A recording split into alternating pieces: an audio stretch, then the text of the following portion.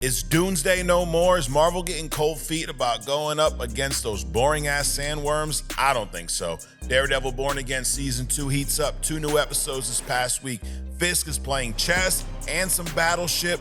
Matt's looking for tag team partners. Speaking of, Jey Uso dropped the eating, dropped the tag belts, and a few spots down the card. Brock and Obafemi may have the hottest rivalry in WWE right now heading into WrestleMania, while CM Punk's doing old man shit. Gunther and Seth, for some reason, are having a match at Mania. And the Botch Master himself, LA Knight, has beef with IShowSpeed. Is Vince Russo back booking? Are we gonna get a YouTube streamer on a pole match soon?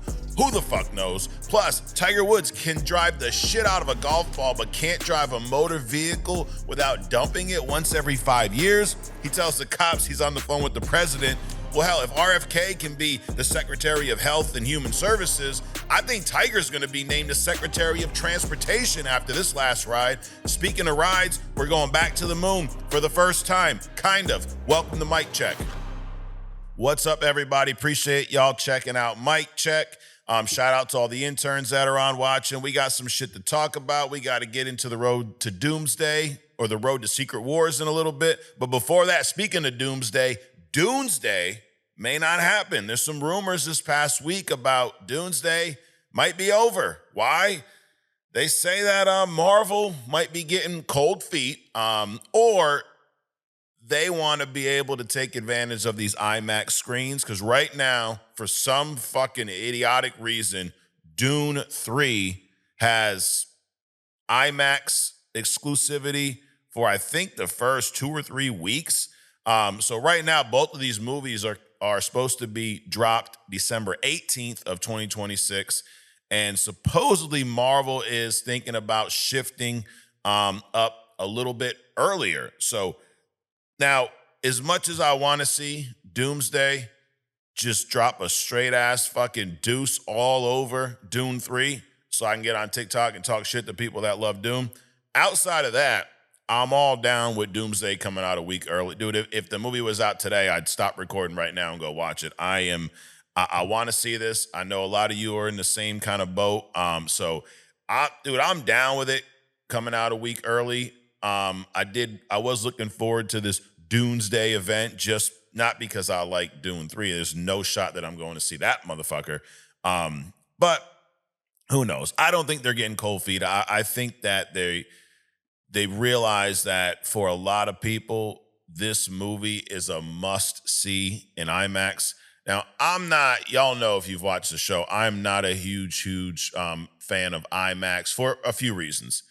I like going to IMAX. The problem is there aren't many of them around me, so I got to drive at least an hour to go see them or to get to them. The other thing is there's a few rows in the IMAX theater that are peak, and then if you sit anywhere else, it kind of fucking sucks.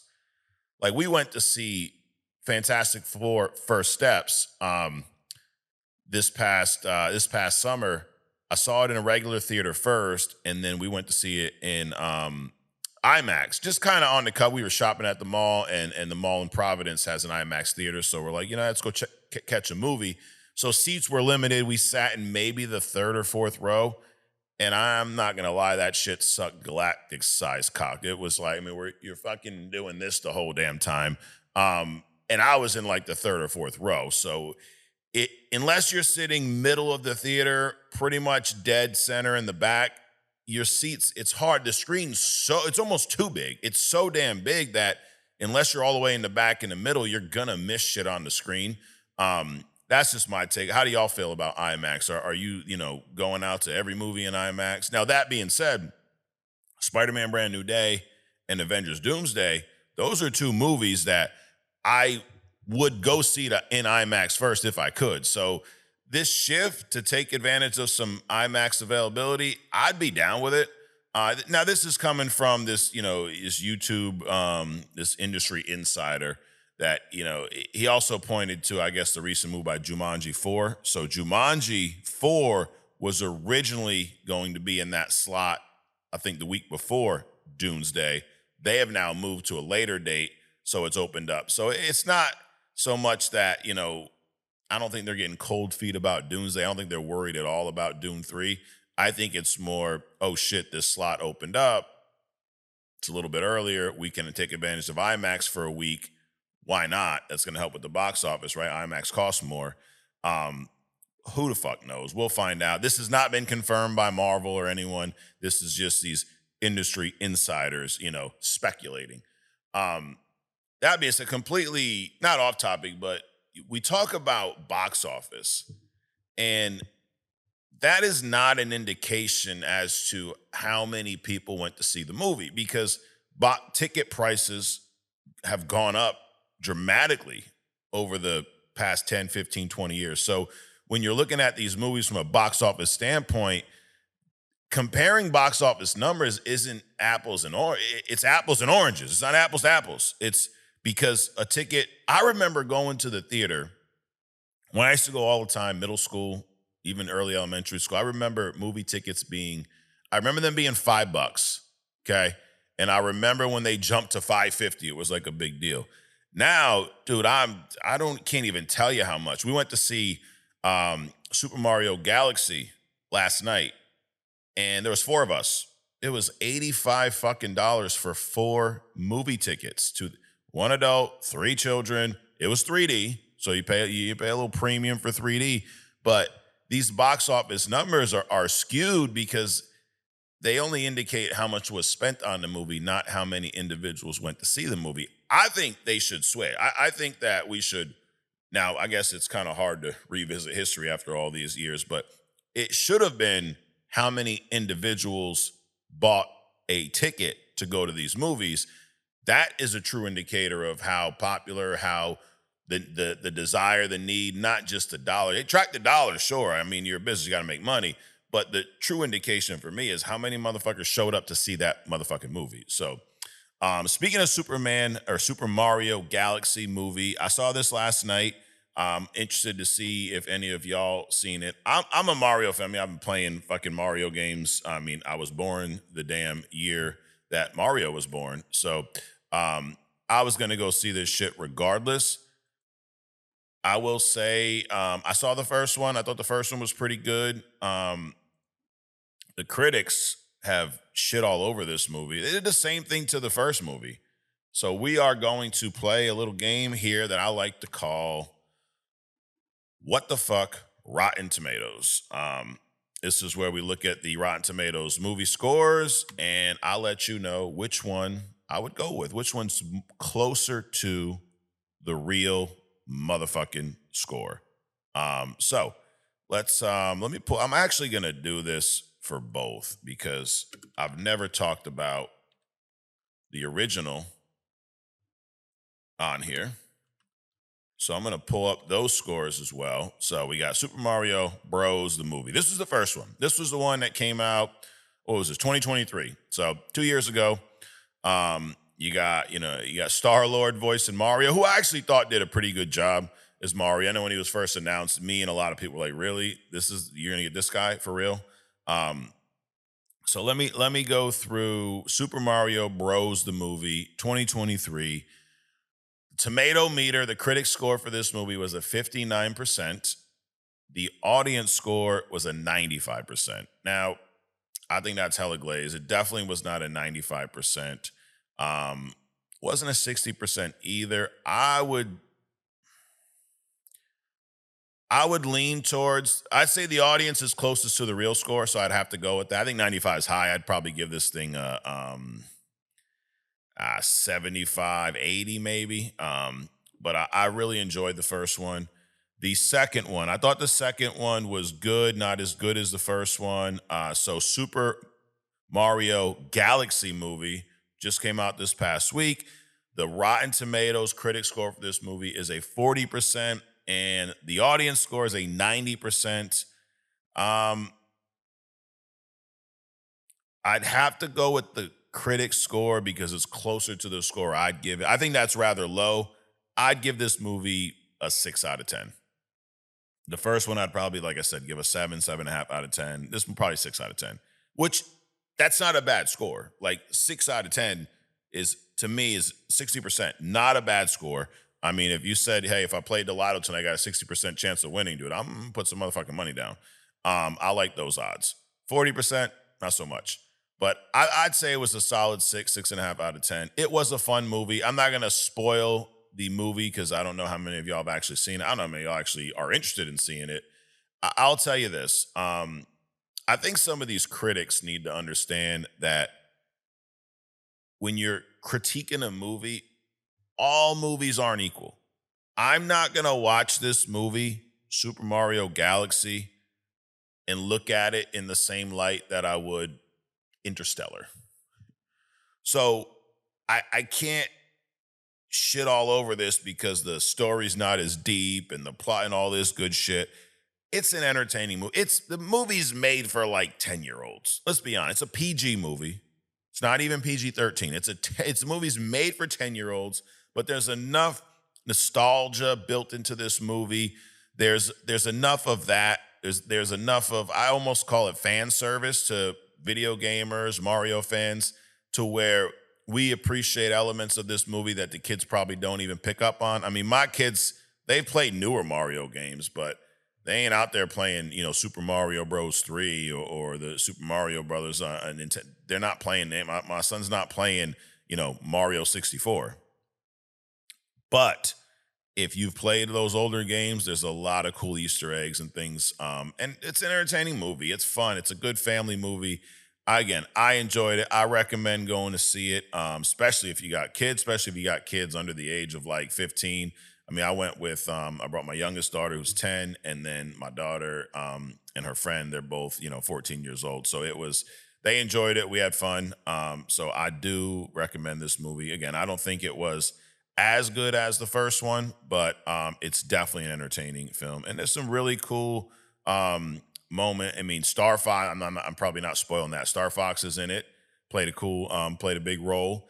I think they kind of teased a Star Fox standalone movie at the end, and they also teased another Super Mario movie in the post-credit scene. So it's doing pretty good at the box office so far. So we'll see where that ends up. But I don't think that Nintendo should worry about these critic reviews because, bro, people are gonna go see this shit. It's Mario, and they actually got a video game movie done pretty good. Like there's been almost like I don't want to say it's a curse, but there's been a trend with video game movies where they fucking suck. Like, does anyone remember the 90s Super Mario movie? It has kind of a cult following now, but at the time, man, this thing bombed. It bombed commercially. It bombed freaking critically. This movie, even by the actors, and the guy who played Mario, I forget his name, but until he passed away, he would shit on this movie every chance he got. He said it was one of the worst movies he's ever done in his life. So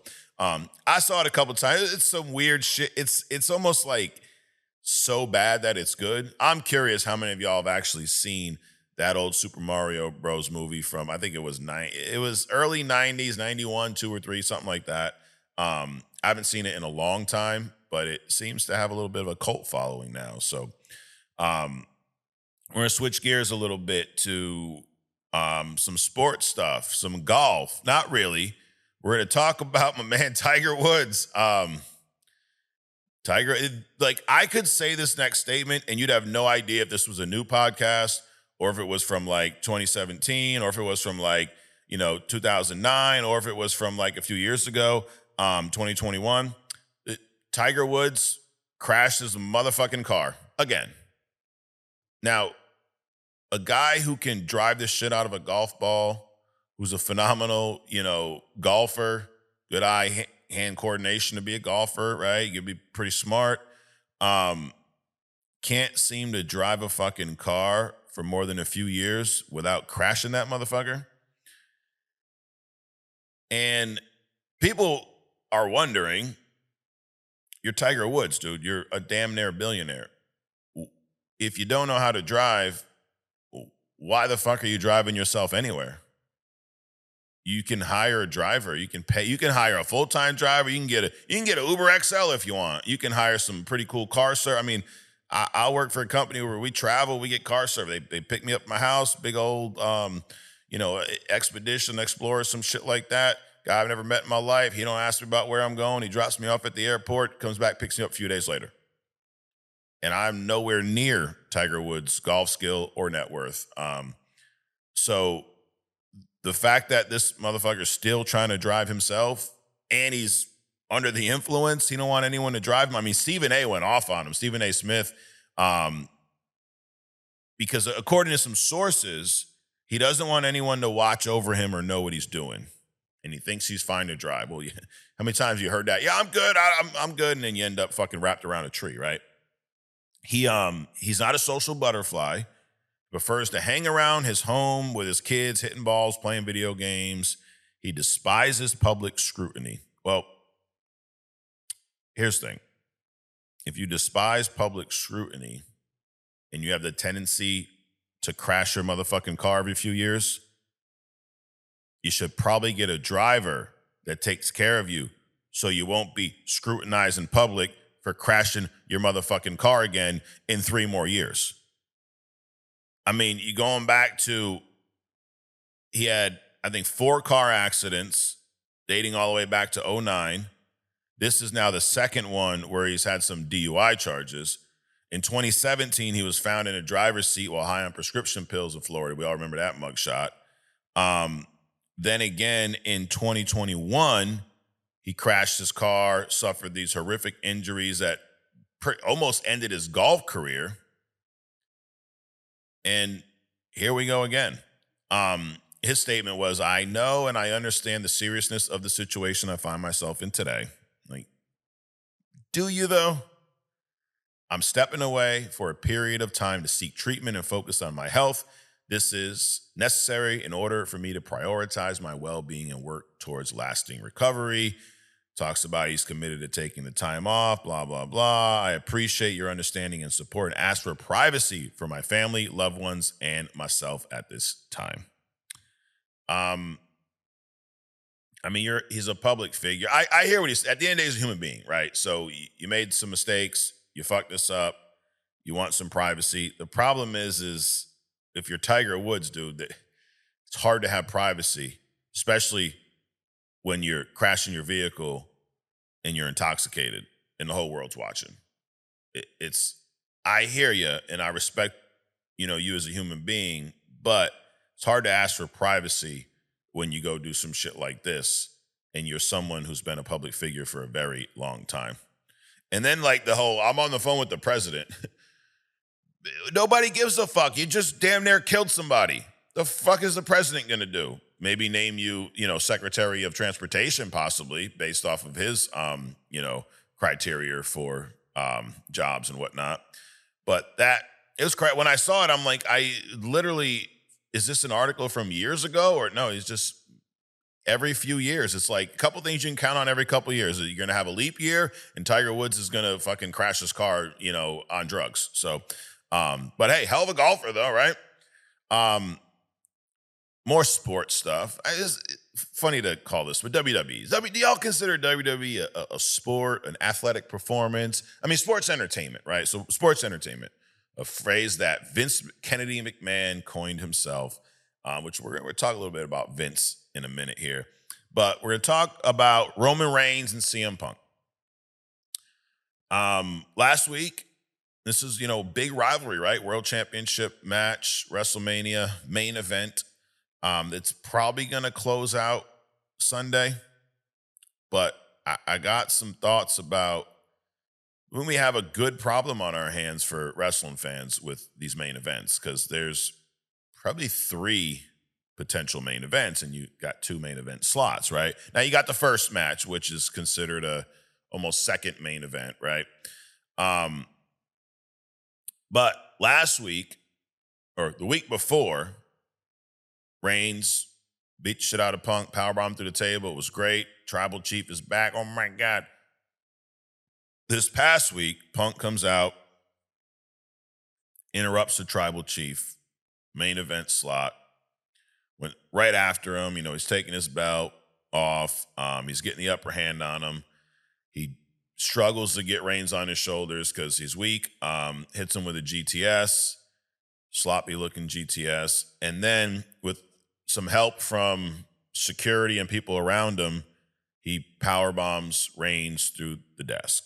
I don't like this. I don't like this at all. I don't like let's Bret Hart is one to really shit on today's wrestling, and sometimes I agree with him. One thing about Bret was a lot of things. Bret Hart's one of the greatest wrestlers of all time, greatest technicians. I know a lot of people give his promo shit. I think he got better as he got older when he was playing that kind of heel role with the whole Canadian team. I think he definitely got better as on the stick, as they say. But I would agree that was probably the weakest part of his game. But a phenomenal wrestler. One thing about Bret was in his matches, they felt real. The strikes, the submissions, the slant, everything felt very real. He sold well. And, when I was a kid watching wrestling, I'd imagine you got these two wrestlers. I would envision it like a fighting game. Like they both have this health meter. And the more this one beats up that one, this health meter goes down. This one beats up that one, health meter goes down. And I also would look at them like they all had different attributes, right? Like some of them had super strength. Like Brock would be, 10 on strength, right? He'd probably be fucking 7 or 8 on speed. And everybody had these kind of, skill sets. If I'm using this kind of, approach, looking at Roman Reigns and CM Punk, Roman Reigns is going to be stronger than CM Punk. Roman Reigns is going to be faster. He's going to be he's going to be the more powerful, stronger wrestler of the two. Okay. I'm okay if you want to say CM Punk's more technical. He's got, more submissions, whatever, more holds. I'm cool with that. He can play that role.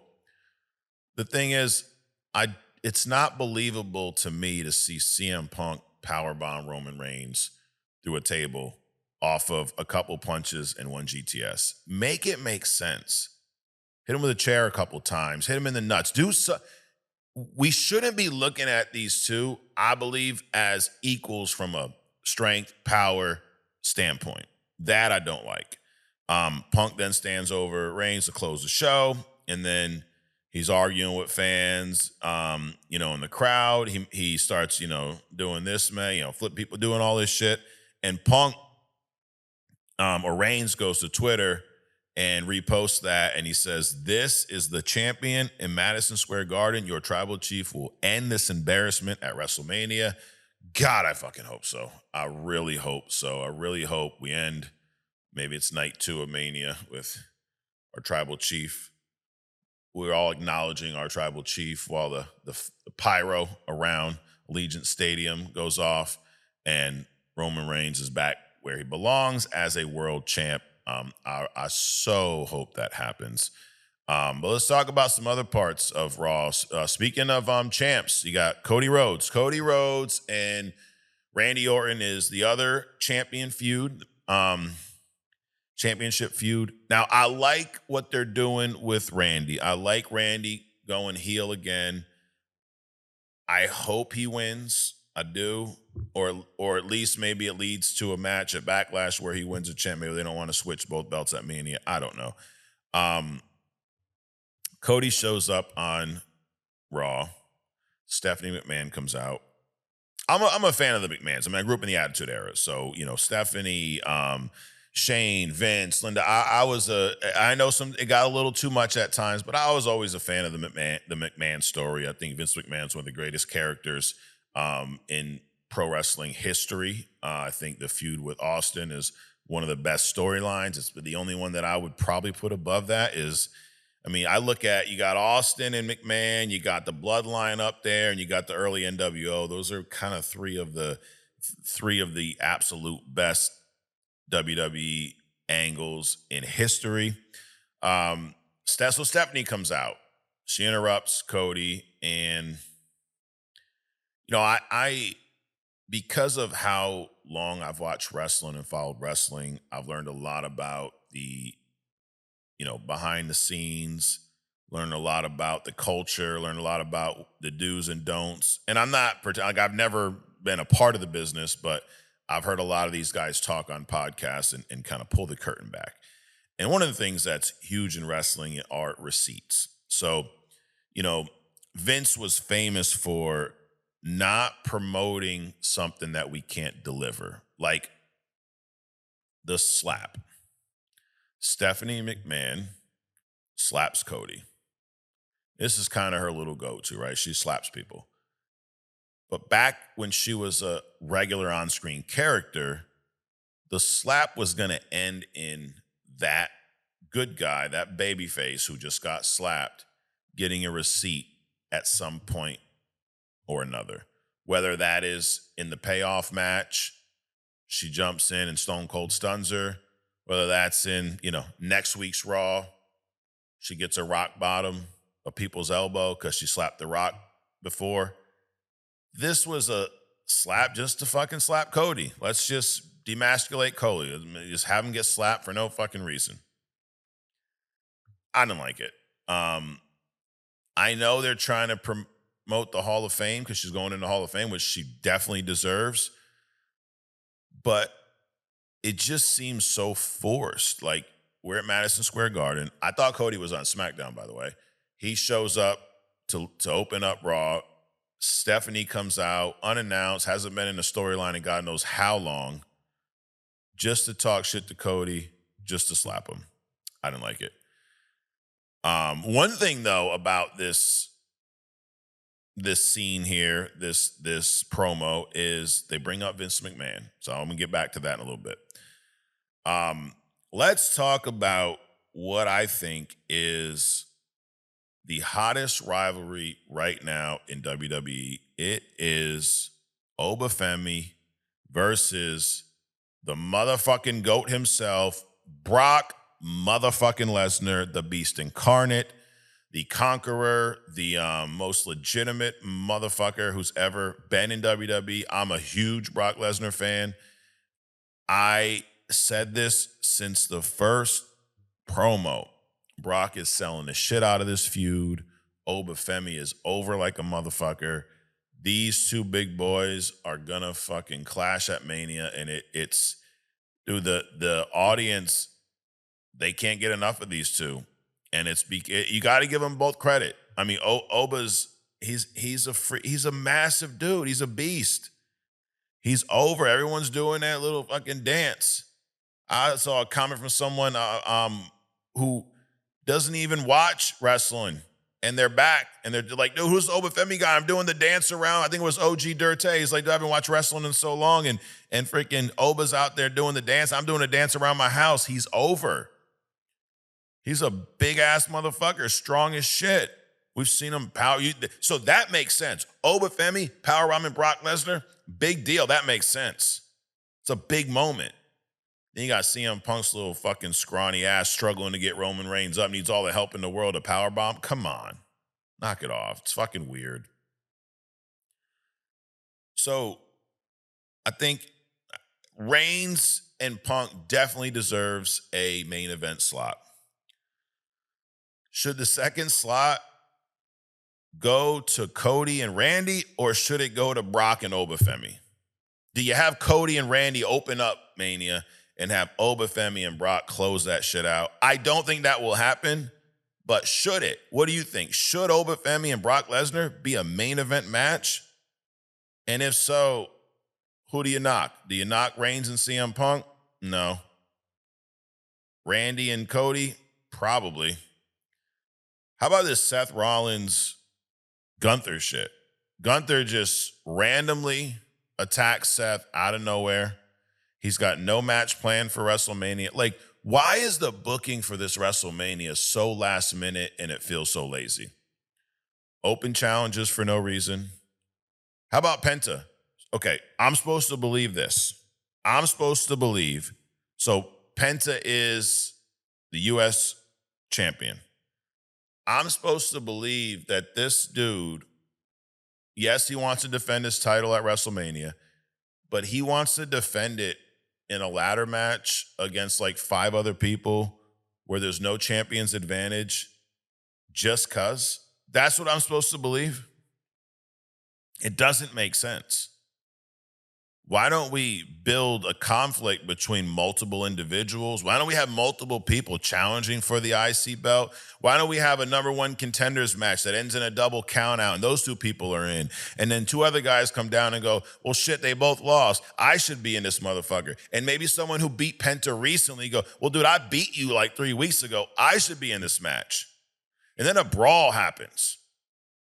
And then Adam Pearce, let's bring his dumbass out and have him, fucking make a 5-way match for the Penta just goes, I'm going to put my belt on the line against 5 other people in a ladder match because I'm stupid. It's what makes the weekly shows hard to watch. Dude, I'm going to watch Mania.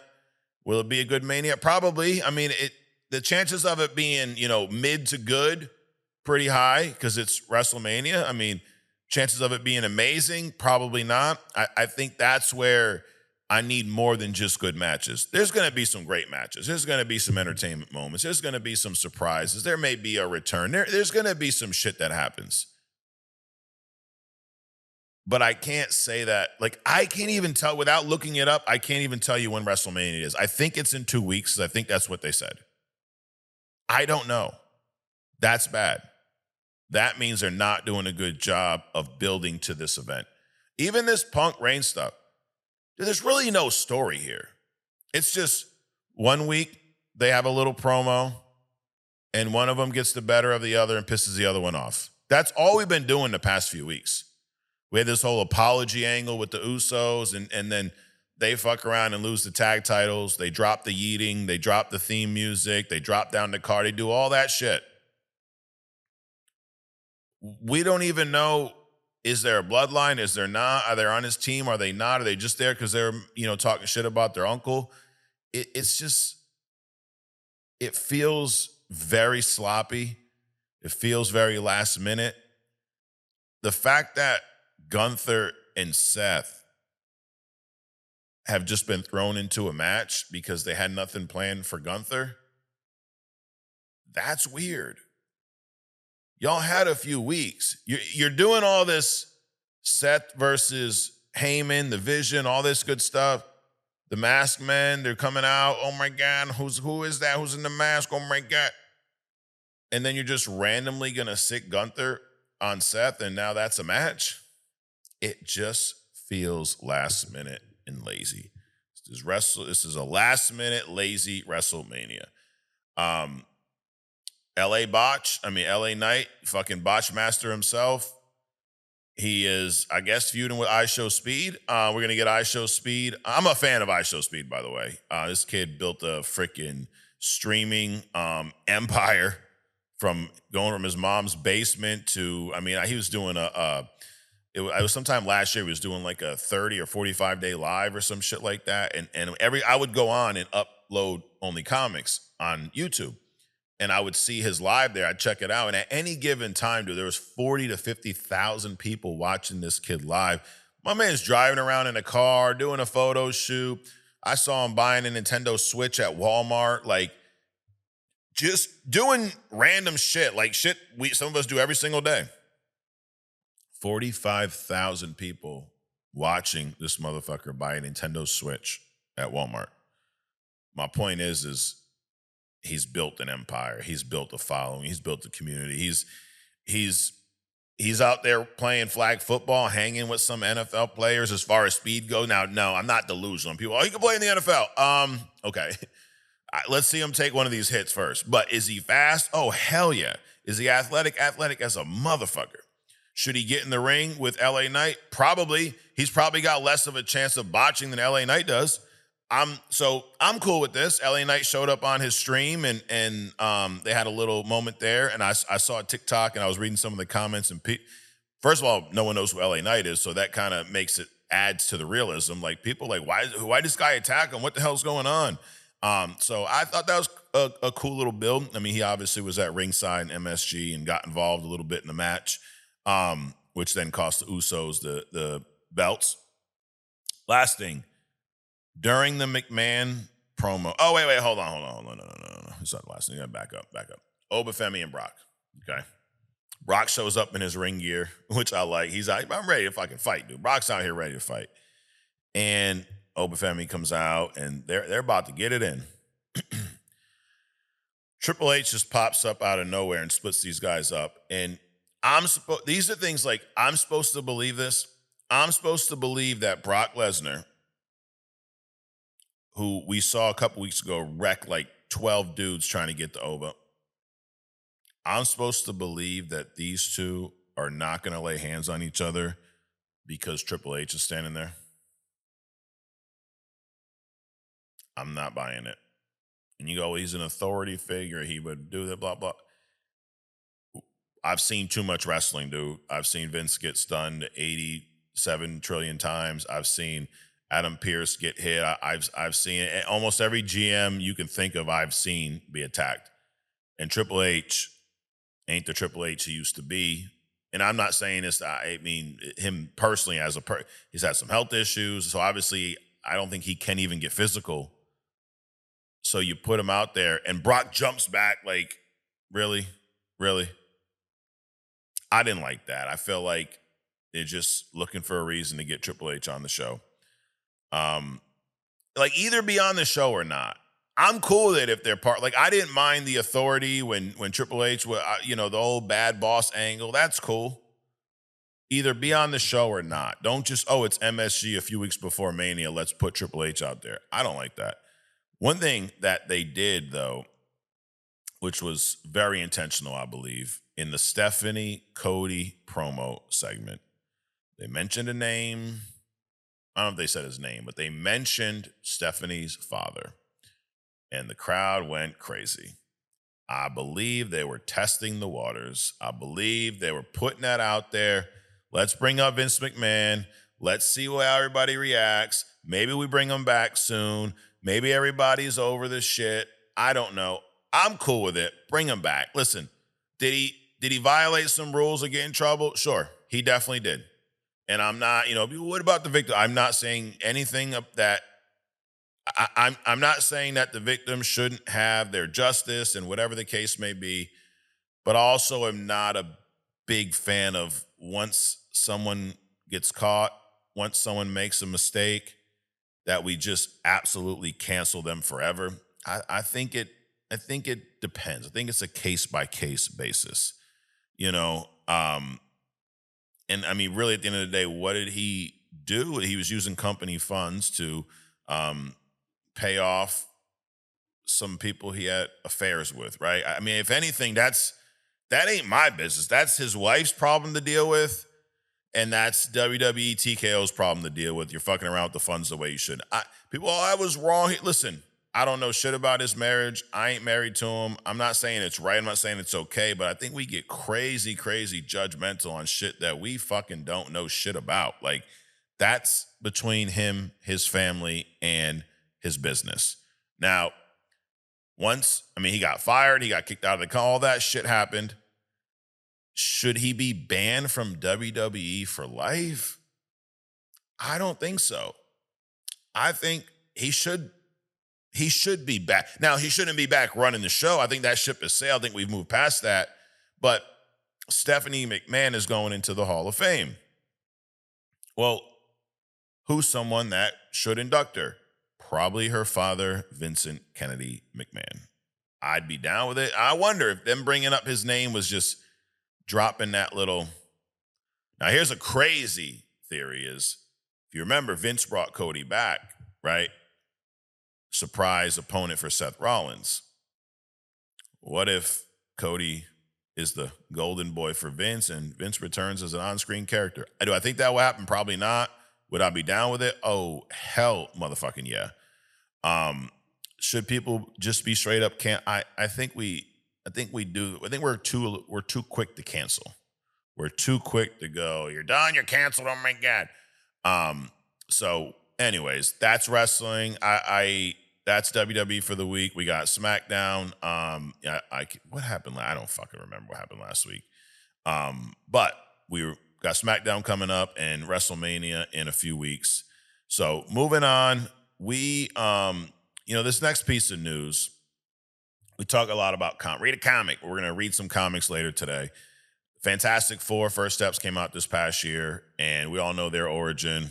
You know, 4 astronauts go on a mission. They get hit with some cosmic rays. They come back with some powers. Oh my God, he's stretching. Oh my God, he's on fire. Oh my God, she's invisible. Oh shit, he looks like a fucking rock. Look at him. All that happens. If you are an intern and you watch other stuff, you know, we like to put on our tinfoil hats. You know, we talk about a lot of shit, a lot of conspiracies. We talk about the moon landing or the alleged moon landing. You all know how we feel. I'm about probably 90% positive that it was a Stanley Kubrick production. But we're going back to the moon for the first time. So this past week, and this is some cool shit. I'm not making light of what's going on. Artemis II, they just launched on the 1st. It's a hell of a day to do this too. Like April Fool's Day, really? You couldn't wait till the 2nd? You could. Is that intentional? We're launching this rocket with these 4 astronauts on April Fool's Day. April Fool's, bitch. We didn't launch them. We're at Christopher Nolan. He's taking Stanley's job and he's producing this. Anyways, if you don't believe that and you believe this launch really happened, they're floating right above us right now. Let's talk about the comic, parallels here. So the Fantastic Four. Here's the funny shit. The leader of this mission, the commander, his motherfucking name is Reed. Reed Wiseman. Not Reed Richards, but Reed Wiseman. He's leading a 4-person crew deep into space. I mean, is it really deep into space? Like, as far as where we've gone, yes, it's deep into space. But, I mean, supposedly the moon's in our atmosphere. We're fucking going right outside the moon. You got the pilot, Victor Glover. He's playing the role of Ben Grimm.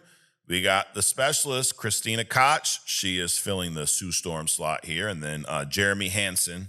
He is the Canadian Space Agency astronaut. So he's going to play the role of Johnny Storm in this whole thing. Now, this Artemis II is a 10-day flyby, okay? They're going to test this spacecraft's life support. They're going to test the navigation, and they're going to test the radiation shielding. So they're going to take it's called a free turn trajectory, meaning they'll slingshot around the moon, and the Earth's gravity will pull them back without needing major engine burns. So speaking of Fantastic Four First Steps, if you remember the black hole scene, they're using that black hole, they're using that gravity to launch them back where they need to go because they don't have enough fuel. So the thing about this, though, because here's my question about the previous moon landing, okay? We went to the moon in 1969, allegedly. You hear all these analogies about the computers at the time, but the one that sticks out to me is they had computers, or their computers had less processing power than one of those singing greeting cards that we have today, okay? So if they went to the moon in a fucking tinfoil vehicle with less tech than a greeting card, why do we need to have this massive multi-billion-dollar scouting mission just to test everything out? Why are they driving by and not landing? Okay. They're flying almost 5,000 miles past the dark side of the moon and coming right back. This is an interstellar drive-by. So just go scope the motherfucker out, see what it looks like. Keep the doors locked, keep the windows rolled up, make sure the Anunnaki don't hop up in our ship. Make sure no reptilian people, the lizard people jump over. Make sure ET ain't on this motherfucker. Just keep your hands inside the vehicle. Let's just scope it out and come right back. Okay? The other thing about this trip to the moon, the Van Allen belt. So supposedly, we humans cannot survive the intense radiation belts that surround the Earth, okay? So there's 2 giant radiation belts that surround the Earth. They're invisible donuts of highly charged radioactive particles, okay? They're held in place by Earth's magnetic field, and they act as a shield against solar wind, cosmic rays, shit like that. There's an inner and an outer belt. The inner belt starts about 400 miles up and goes to about 6,000 miles. The outer belt goes from about 8,400 miles to 36,000 miles out, and it has the most high energy electrons in that belt. The belts were discovered in 1958 by the guy named James Van Allen, so he definitely named them after himself, or someone else did. The radiation in those are so intense they can fry unshielded satellites, degrade solar panels, and absolutely scramble electronics, okay? So that's the kind of smoke and gun that a lot of, us tinfoil hat wearers say. If there's this impenetrable radioactive force field and you're flying through this thing in a tin can wrapped in aluminum foil, you wouldn't just get sick, you'd be cooked alive. It's like a damn microwave. Now, since they came back fine without mutating or stretching or turning into fire or whatever, a lot of us believe that they never left the lower Earth orbit and they never passed through these belts. So how did we get out of it this time? They didn't fly straight through the thickest, most radioactive parts. They aim for the thinner edges. Okay, if I can get around, you take in a corner, right? Take the sharpest part of the corner, let's hug the whatever. They didn't hang around. They blasted through the belts at 25,000 miles per hour. NASA claims that the radiation dose that the astronauts took was about the equivalent to, some chest X-rays or a CT scan. So this is fucking nothing. It's not going to turn them into, Mr. Fantastic or Invisible Woman or anything like that. Unfortunately or fortunately, right? So this new Orion capsule, heavily shielded, and they're taking this trip just to do a little drive-by to test all the equipment so that they can come back. And this is the first of, I think, 3 trips. So you got this one. I think there's another one next year where they may get even closer. And then in 2028, we're supposed to finally, or for the second time, step foot on the moon. I mean, Neil Armstrong won't even swear on a Bible that he's been on the moon. And I forget the other guy who was on this, who was literally all but said we ain't never been on that fucking rock up there. So who knows? What do you believe that we've actually been on the moon before? And do you think we're fucking going back, or we're actually going for the first time now? Either way, I mean, this is cool. This is cool that there are people in space right now. We don't know how far they really, wait till we get some footage of them around the moon. But a lot of us do believe that 1969 landing was faked on a giant soundstage. The part that's hard for me is we had the tech and we lost the tech. So now, damn near, 50, 60 years later, we're going to go back, or we're going to try to figure it out. So I don't know. Either way, they're up there. Our own Fantastic Four. These motherfuckers come back with some powers, dude. I'm going on the next flight. Fuck it. So this is not like the Katy Perry one where we got, we went up really, really high in like this, elevator thing and dropped us back down. This is, you're actually moving past that part in the atmosphere. So unlike Katy Perry, these are actual astronauts. All right, Daredevil Born Again Season 2, episodes 2 and 3 dropped this past week. Man, there's so much to talk about. I'm going to start with something we talked about last week. When Fisk went on live TV, everybody thought he was going to out Matt Murdock as Daredevil. Instead, he, in the most chess master way, has literally created a search party for Matt Murdock and Daredevil. Most wanted. Now, what he did for Matt was he just told everybody what he really did. Matt Murdock's a hero. He saved me. We don't know what happened to him. We hope he's still alive. Matter of fact, here's what this motherfucker looks like. Go, if you can find him, help him out and bring him to me because he's a hero. Fisk, we know you're lying. Most people don't, though. So there's that. Brilliant PR move. Really just weaponize the public. Why not?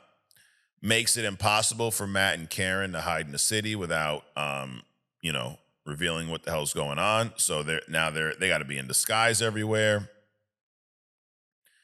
And it seems like with every episode, the chokehold that Wilson Fisk, that Kingpin has on New York, just gets tighter and tighter and tighter every single episode.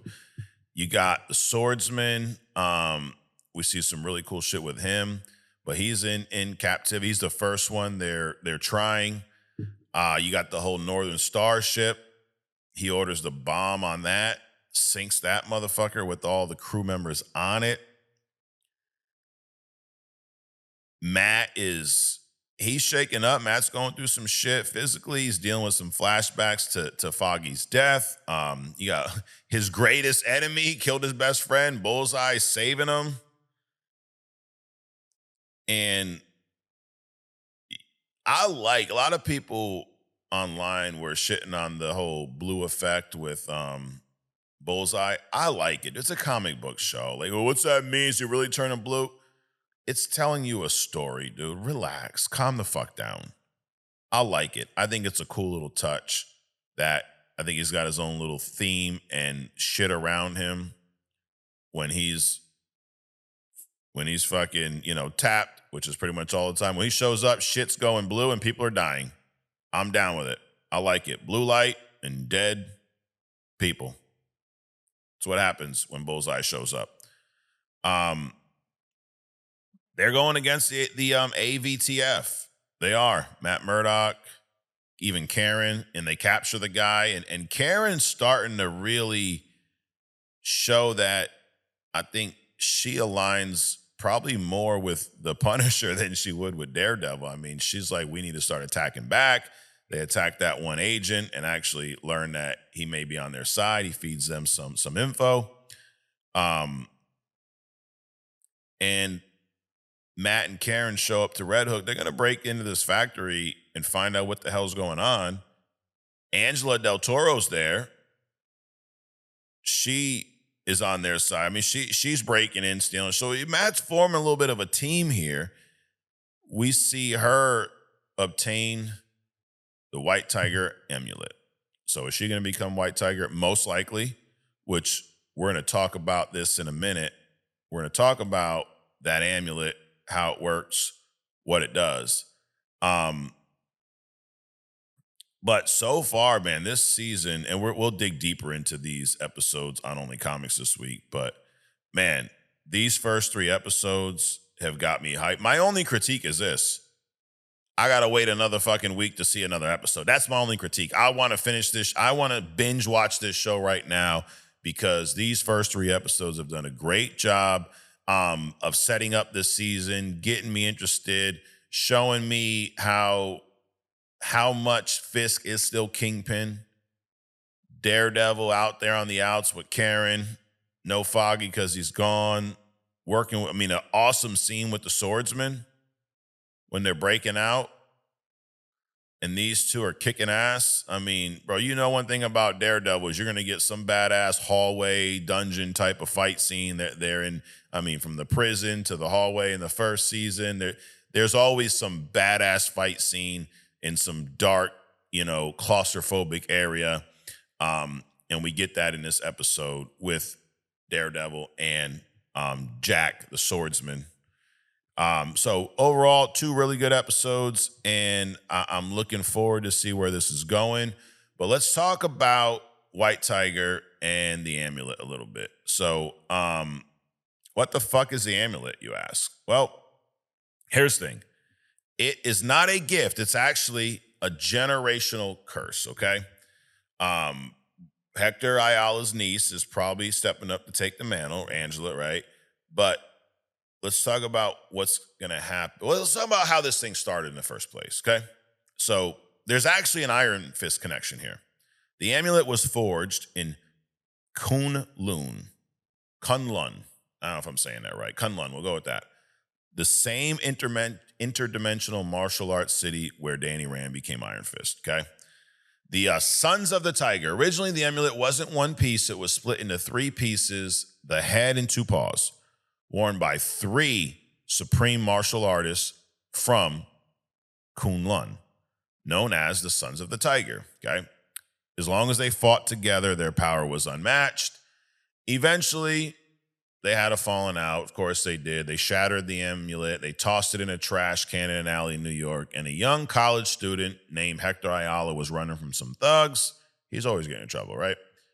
Stumbled into the alley, found the pieces, put them on. The pieces fused together instantly, transforming him into the first White Tiger. Let's talk about the power. So here's what happens. When you put this amulet on, it's not just a physical buff, it actually alters your brain. So, physical enhancements. It immediately grants whoever's wearing this superhuman strength, stamina, agility. Oh, I'm messing up. Strength, stamina, agility, and reflexes. You can dodge bullets, leap across rooftops, and hit with the force of a wrecking ball on some Miley Cyrus shit, coming through like a wrecking ball. That's just one part of it. There's really three main things that this does. The physical enhancement's great. Second, the martial arts download, if you will. Imagine this. Imagine fucking plugging one of these cables right into your, anywhere, your ear, your eye socket, whatever, and downloading 20 years of training. That's pretty much what this thing does, okay? So it acts like a program from the Matrix. It instantly downloads the combined muscle memory, the combat experience, and mastery of every single legendary martial artist who has ever worn it through history.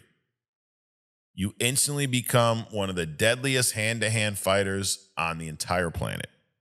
Okay, there's still one more, though. That's two things. Number three, camouflage. The amulet allows the wearer to blend into their surroundings, turning them invisible in dark environments or urban jungles, making them the ultimate stealth predator. Pretty badass amulet. So Angela's definitely going to put this motherfucker on, and she's going to be on Team Daredevil. So here's the thing, though. It's not just the battery, okay? It's more of a cage. The amulet houses the spirit of the tiger god, an ancient, terrifying entity of fear, bloodlust, and predatory instinct. So when you wear this thing, you ain't just tapping into his power. You're letting the tiger god tap into you. No diddy. The tiger god constantly whispers in the wearer's mind, urging them to hunt, to be brutal, to kill their enemies, rather than just apprehending them. Each time the wearer throws a punch, the tiger pushes them to swing just a little bit harder. So like a lot of these, the symbiotes, the Khonshu, the Void, Sentry, the more you fucking use it, the darker it gets, the more, I guess, trapped you become. So the withdrawal. Hector Ayala became completely physically and psychologically dependent on the amulet. When he took it off, he felt weak, sick, and depressed. The tiger god makes you feel like a god. Going back to being a normal human sucks after that, right? The family curse is exactly what Hector's niece, Angela Del Toro, and later his sister, Ava Ayala, has to deal with. Now they're talking in the comics here. When the amulet is passed down, the new wearer inherits the addiction and the bloodlust. Angela had to constantly fight the tiger god for control of her own body, and at one point, the tiger god became so overwhelming that it almost completely consumed Ava's humanity, that's the sister, turning into a feral beast who only wanted to slaughter. So, now, is that going to happen in Daredevil Born Again? Who knows where they're going? All I know is I believe, I believe that Angela's putting this motherfucker on, becoming White Tiger, and is going to help Daredevil, Bullseye, Jessica Jones take care of some of these AVTF agents. So that is my breakdown. I enjoyed these 2 episodes. Again, we'll do a little deeper dive into them on Only Comics this week. But before we wrap up today, speaking of comic, read a comic. You gonna read a comic? Yeah, I'm about to fucking read some comics, bro. We're gonna get into the road to motherfucking Secret Wars. Secret Wars, as we say it here. All right, let's see. Oops, wrong page. If I can go back a little bit. All right. So Secret Wars, on our road to Secret Wars, we're going to get into some Secret Invasion. We read episode 1 this past week. Episode 2, issue 2, we're right back into Savage Land. Chaos is happening. There's dinosaur-filled brawls. There's, the modern Avengers versus these fucking dinosaurs, figuratively from the 70s. We got some shit going on with Tony in this one. So here's the big splash page. You got the old Avengers on the left. You got the Wanda, the queen herself up in there. We got Phoenix. We got Iron Man, Cap, Spidey, Emma Frost, Vision, Luke Cage, Thor, Beast, so many, Invisible Woman, Wolverine's in the back. Some version of Captain Marvel. Then on the opposite side, we got the bald Luke Cage, we got Wolverine, we got Ronin, we got Sentry, we got Wasp, Ares, Spider-Woman.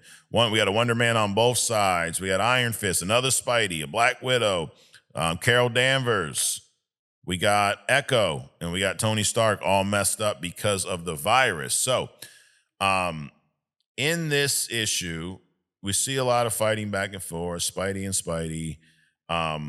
But the main thing that's going on, and we'll get to some of this artwork in here, these pages, Spider-Woman. Now, we knew she was a little sus when she snatched up the Skrull Elektra body and she, fucked up Wolverine and took the body to Tony. Now, at the time, we're thinking maybe she's just really trying to get Tony's help on this, but we get into this, you realize that's not the case. You got Vision here fighting Sentry, and then he actually ends up being the Void. Old school Hawkeye here, looks like a fucking purple Robin Hood on crack. Spidey, Cap. Now Cap is dead, so we got a Skrull Cap here, or we don't know. The thing about what's cool about this story here in this issue is you really don't know who's a Skrull, who's not, because we've seen Skrulls on this Avengers side before the ship crashed. So where's the real Spider-Woman? Where's the real Elektra? Who the hell knows? Is that the real Scarlet? We haven't seen Scarlet Witch in a while. We don't know. Is that the real Tony? Is the one who just had the virus a Skrull? Nobody knows. Now, Danvers is, bringing Tony this little cave. We kind of get a little nostalgic here. Tony's in a cave building the suit, or trying to. He's trying to, he made a comment here. That's a cool little part here, Luke and Wolverine, where he's like, I don't know who you are, motherfucker. And he's like, well, try to cut me, bitch. I got unbreakable skin. He's like, well, I got unbreakable claws. So that kind of settles that. They're not Skrulls. You see a dead Spider-Man here. That's a Skrull. So, got stomped out by a dinosaur, looks like. You got these guys fighting here. This is, the fuck is her name? Mockingbird, I believe. So they think she's a Skrull. And then Hawkeye shows up. Well, that's the Skrull Hawkeye. But the real Ronin is, he tests her with some questions about a certain date, and she passed the test. Something like, only this one would know. Oh my God, it's you. Oh my God, thought you were dead. We're back in Manhattan. You got the Baxter building with the hole to the negative zone. And we got some young Avengers in the house. Young Avengers are like, dude, we're in over our head. You see this ship show up and a bunch of Super Skrulls. Look at these motherfuckers. They're up in New York City. I mean, you got the Thor Super Skrull. You got all kinds of motherfuckers in here. Giant Man Super Skrull, Archangel in the back. They're coming to wreck shit. A Cap Skrull in the back. And we had talked about Super Scrolls a little bit on other stuff this past week. These are scrolls that do have the powers of these heroes. They've been kind of downloaded, and this is stuff we've seen in that shitty ass show Secret Invasion to an extent. Of course, the comic is so much better. Read a comic. You're gonna read a comic. Yes, we are. We're gonna go through issue 3. Oh shit, Tony and Johnny getting a little close there. What are they doing? Oh my god. The helicarrier that fell out of the sky is now in the Bermuda Triangle of all places. Maria Hill, she's not being as much of a bitch in this one. In the past couple, stories, I'm like, she's a stupid bitch, but not so much here.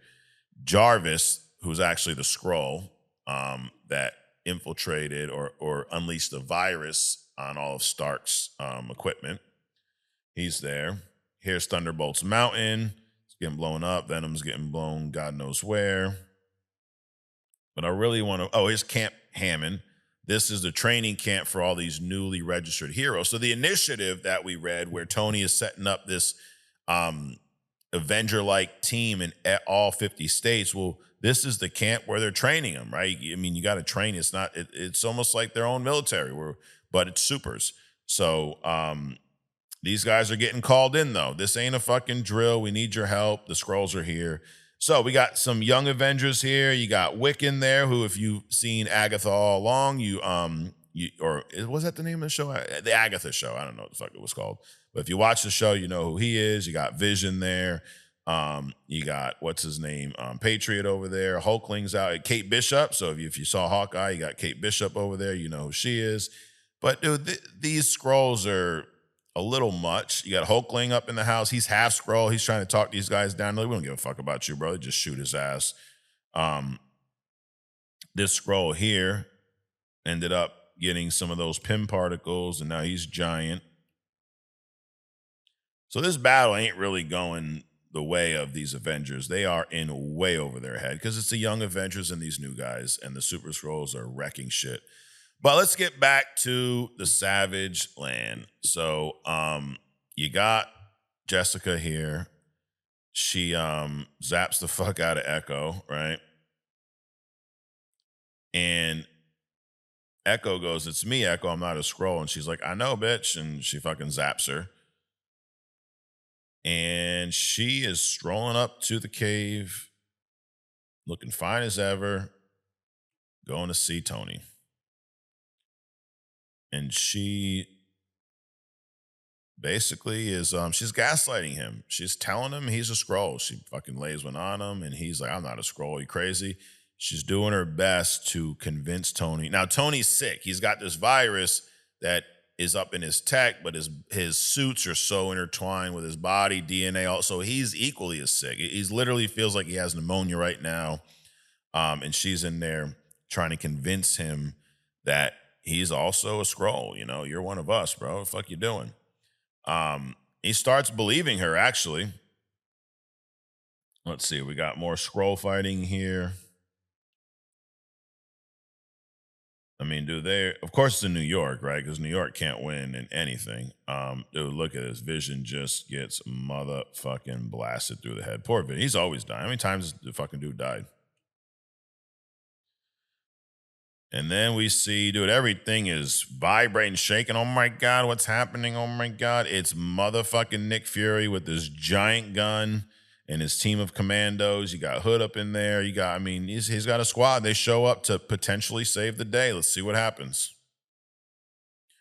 Issue 4.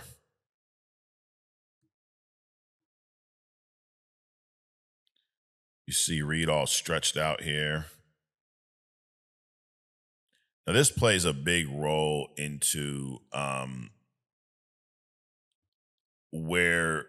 how Reed gets so detached on this road to Secret Wars. Like, he's dealt with some shit, and now that, between World War Hulk, what happened, and now this I think really helps force him down that road of like, solve everything.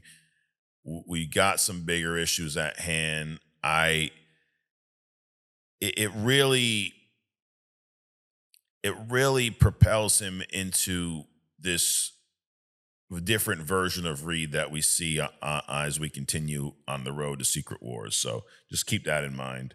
And here's all the ships popping up.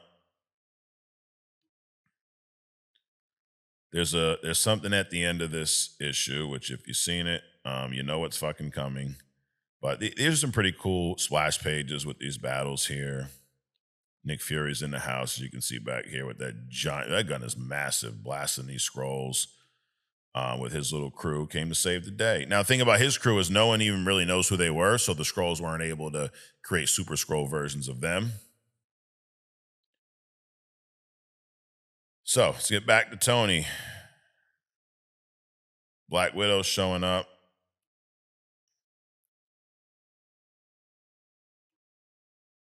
Here we go. All right. And he's pretty much asking her to fucking kill him. And she's convincing him he's not a scroll. She gives him a shot of adrenaline.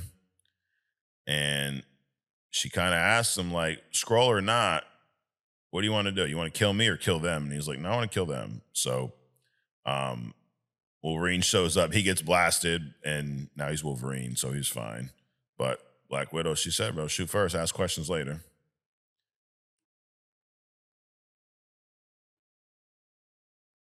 We're back in the Bermuda Triangle here. Fucking Skrull Jarvis's bitch ass.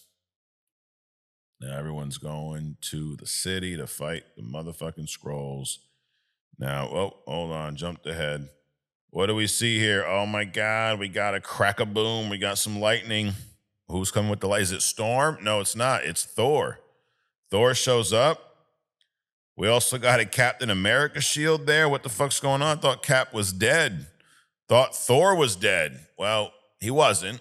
The Thor clone was dead. We got actual Thor showing up. I think he's going to give the Skrulls some issues.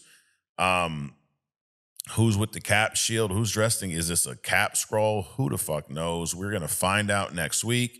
But I will say that this Secret Invasion, we're about halfway through. If you've not already figured out that this motherfucking comic run is 87 million times better than that shitty ass show that they tried to give us a few years ago on Disney Plus, then you ain't fucking paying attention.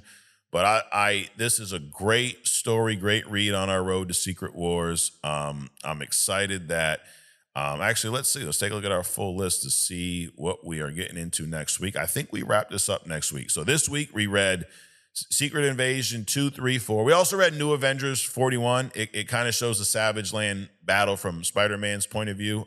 So for sake of time, I'm not going to go through that here, but that is a good read. Next week, here's what we got. We got 3 Secret Invasion. So we're not finishing it quite yet. We got Secret Invasion 5, 6, and 7. Where there's a big brawl in NYC. We got Norman Osborn in the mix. The Wasp. Thor came back like we saw. And then we got New Avengers 43 to show some of the follow-up to some of these plot threads from this recent one. I'd say of these books, that one's probably optional. 5, 6, and 7 of Secret Invasion are not. Those are motherfucking required. And then the following week, we're going to wrap up Secret Invasion and get into the Dark Avengers as we move through the rest of the month. Then we have Dark Reign coming up. We have so much shit. And we're building towards the Avengers versus X-Men, which is a phenomenal read. Then we get on to Hickman's era of the New Avengers and the Avengers. Great reads, the Infinity line. Time runs out. Oh my God, New Avengers line. We're getting into month 7 where we have, or month 8, where Secret Wars begins. So hell of a fucking run, hell of a ride. I've had a lot of fun on it so far. Hope you guys have as well. The next reads, like I said, are Secret Invasion number 5, 6, and 7, and the optional read of New Avengers number 43. So that being said, we're gonna wrap this up with some motherfucking respond. Let's see, we got DJ Super Soldier. What up, DJ? He says, Mike, you get your tickets for Hove? No, I did not. Haven't even looked at them yet. Also, have you listened to Bully? If so, what are your thoughts? Much love. Well, much love to you, DJ. Yes, I did listen to Bully. I listened to it once, and maybe I need to give it some more listens, but so far it's sounding like audible dog shit, to be honest. I'm a Kanye West fan. Some of his albums are phenomenal. This one, unfortunately, is not a phenomenal album of his. Let's see. Noe Jade says, wow, I love Marvel and love WWE, and this podcast is perfect for me. New subscriber, great work. Well, welcome to the motherfucking channel, the show. I appreciate you subscribing, and I'm glad you like it, dude. Yeah, WWE, Marvel, some DC, whenever they do show up, is what the fuck we talk about here on Mic Check. Bloody Knuckles Show says, wish we got Punisher versus Bullseye. Who do you think Punisher's last kill is, or do you think he's done killing? No, he's not done killing. Who was his last kill? I don't know. It's probably someone unrelated to these shows, probably someone we're not even thinking of. Maybe it's Fisk. Can't wait for us to get a hallway fight scene. To me, Daredevil is like getting my Batman fix on TV. Yes, I agree. Dude, the first time Bloody Knuckles, when I watched the Netflix show, because I saw it I didn't watch it when it came out. I watched it years later. My first thought after seeing Daredevil in action in that show was, damn, this could have been a Batman show. Like, this could have been a badass Batman show. And now Daredevil's great, but I'm a Batman glazer, so it being a Batman show, I'd have been all for. He also says that love Mr. Charles' energy. Yes, me too. Taking on Kingpin Task Force needs to be taken out. I do wish we saved Muse for another season. Daredevil, ladies, man, badass Marvel favorite character. Oh, he's a badass. I'll make a prediction, though. I think we're going to see a lady Muse. I think Heather's going to fucking lose her goddamn mind, put the mask on, start killing some bitches. Aunt Millie's bread. Oh, I know this is pause. He says, feature guest on the podcast. CM Punk, LA Knight, Zack Snyder, Rob Liefeld. Can't wait. Abso-fucking-lutely. And I wish I had my buzzer here. Nope. PhD of wrestling. The whole reason Punk's laughing is because he basically proved that he won the mental game this past week. Same thing prior week. Then when Pun attacked, worth one strike, Roman was laughing. The only difference is Roman whipped his ass, didn't just hit him once. He shouldn't have laughed like that, you said. Yeah, I think the laughing's stupid. I think it's I think it's cheapening, it's underselling Reigns. I think Punk has the inability to fucking really, truly put people over.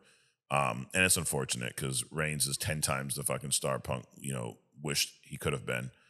And then, he dropped this podcast link on here. So check that out at Wrestling Tees. And I did check it out, dude. I definitely, if you're interested, I got some feedback for you. Matter of fact, I'll give it here. And if you don't like it, sorry. I think you guys have a nice setup. I think you guys have some good chemistry.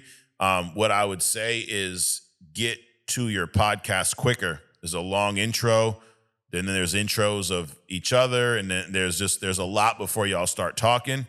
As someone that's been doing this for almost 3 years, nobody gives a fuck about that stuff now. What they give a fuck about is y'all talking about some shit. So I think that you'll have better retention. I think you'll get more views if you hop right into it quicker.